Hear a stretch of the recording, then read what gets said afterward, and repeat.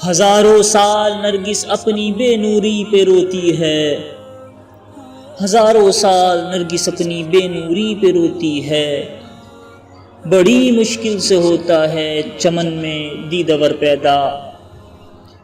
افسوس کہ صد افسوس 10 اکتوبر 2020 اسلامیہ نے پاکستان پر قہر بن کر برسا کہ جب یہ اندھوناک خبر ملی کہ جامعہ فاروقیہ کے محتمم محدث ابن محدث ناموس رسالت و ناموس صحابہ کی ہر تحریک کا ہر اول دستہ شیخ الحدیث حضرت مولانا عادل خان صاحب شہادت جیسا عظیم رتبہ پا کر دار فانی سے کوچ کر گئے، حضرت کی شہادت سے جو خلا پیدا ہوا ہے وہ قیامت تک پر نہیں ہو سکتا۔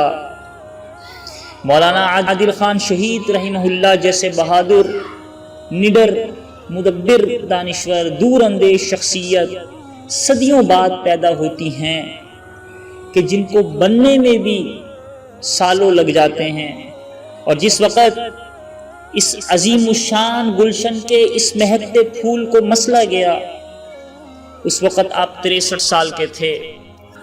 افسوس کا مقام یہ ہے کہ آج اس اسلامی پاکستان میں جب کسی فنکار، اداکار، گلوکار کی رحلت ہوتی ہے تو بڑے سوگوار انداز سے اس خبر کو نشر کیا جاتا ہے اور اس کی زندگی پر گھنٹوں پروگرام کیے جاتے ہیں، لیکن ہمارے اسلامی پاکستان کے اسلامی تشخص اور تمدن کا حال یہ ہے کہ جو لوگ اس کی اسلامی نظریاتی سرحدوں کی حفاظت کے لیے اپنے تن من دھن کی قربانی دے رہے ہیں اور دینے کے لیے تیار ہیں، ان کا کوئی پرسان حال نہیں۔ ہمارے مسلمانوں کو، اسلامیہ نے پاکستان کے رہنے والوں کو ان شخصیات سے تعارف بھی کرایا نہیں جاتا۔ تو یاد رکھیں، حضرت مولانا عادل خان شہید رحمہ اللہ عالم اسلام کی معروف ترین شخصیت شیخ الحدیث حضرت مولانا سلیم اللہ خان رحمہ اللہ کے بڑے صاحبزادے 1971 میں آپ نے دینی درسگاہ جامعہ فاروقیہ سے سند فراغت حاصل کی، کراچی یونیورسٹی سے 1976 میں BA ہیومن سائنس، 1978 میں MA، 1992 میں PhD آف اسلامک کلچر مکمل کی۔ جامعہ فاروقیہ سے شائع ہونے والے الفاروق رسالے کے آپ تاحال ایڈیٹر تھے۔ یہ رسالہ اردو، انگلش، عربی میں شائع ہوتا ہے۔ تحریک سواد اعظم میں حضرت مولانا عادل خان صاحب رحمہ اللہ اپنے والد حضرت مولانا سلیم اللہ خان رحمہ اللہ کے شانہ بشانہ کردار ادا کرتے رہے۔ 1986 سے 2000 تک جامعہ فاروقیہ کے جنرل سیکرٹری رہے، اور اس دوران کچھ عرصہ آپ امریکہ میں بھی مقیم رہے جہاں ایک بڑا اسلامی سینٹر قائم کیا۔ ملیشیا کوالالمپور کی مشہور اسلامی یونیورسٹی میں 2010 سے 2018 تک کلیہ معارف الوحی اور انسانی علوم میں بطور پروفیسر خدمات انجام دیتے رہے۔ 2018 میں ریسرچ و تصنیف و تحقیق میں ملیشیا ہائر ایجوکیشن کی جانب سے 5 اسٹار رینکنگ ایوارڈ سے آپ کو نوازا گیا، جو کہ ملیشیا کے صدر کے ہاتھوں سے آپ نے وصول کیا۔ حضرت مولانا عادل خان صاحب رحمہ اللہ پاکستان کی بے شمار اسلامی تحریکوں میں ہر اول دستہ رہے۔ آپ وفاق المدارس العربیہ پاکستان، جو پاکستان کے مدارس کا سب سے بڑا وفاقی بورڈ ہے، اس کے مرکزی کمیٹی کے سینئر ترین رکن، اور وفاق المدارس کی مالیاتی، نصاب اور دستوری کمیٹی جیسے اہم کمیٹیوں کے چیئرمین بھی رہ چکے تھے۔ آپ کو اردو، انگلش، عربی سمیت کئی زبانوں پر عبور حاصل تھا۔ آپ بہترین معلم، ادیب، خطیب ہونے کے ساتھ ساتھ علوم القرآن، علوم الحدیث، اسلامی دنیا، اسلامی معاشیات، اخلاقیات، فقہی مسائل، مقاصد شرعیہ، تاریخ اسلام، خصوصاً تاریخ پاکستان، اردو، عربی ادب جیسے موضوعات پر دلچسپی رکھتے تھے۔ تقریباً 2017 سے جامعہ فاروقیہ کی دونوں شاخوں کے نظم و نسق کو آپ سنبھالتے رہے۔ شیخ الحدیث کے عہدے پر بعد ازاں اپنی تمام تر توجہ جامعہ فاروقیہ ہب چوکی پر مرکوز کی اور اس کو خالصتاً عربی طرز پر ایک اسلامی یونیورسٹی بنانے کا عزم آپ لیے ہوئے تھے۔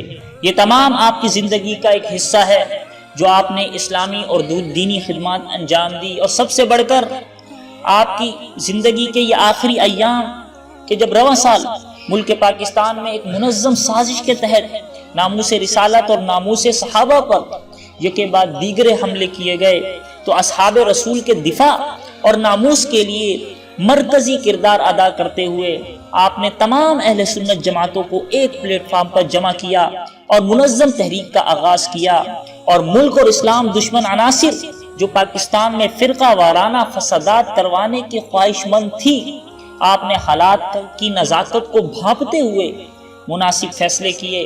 جب آپ کو کہا جاتا کہ حضرت اپنی سیکورٹی کا بندوبست بھی کیجئے، تو فرماتے کہ ہم تو اپنی زندگی گزار چکے، 63 سال کر ہو گئے ہیں۔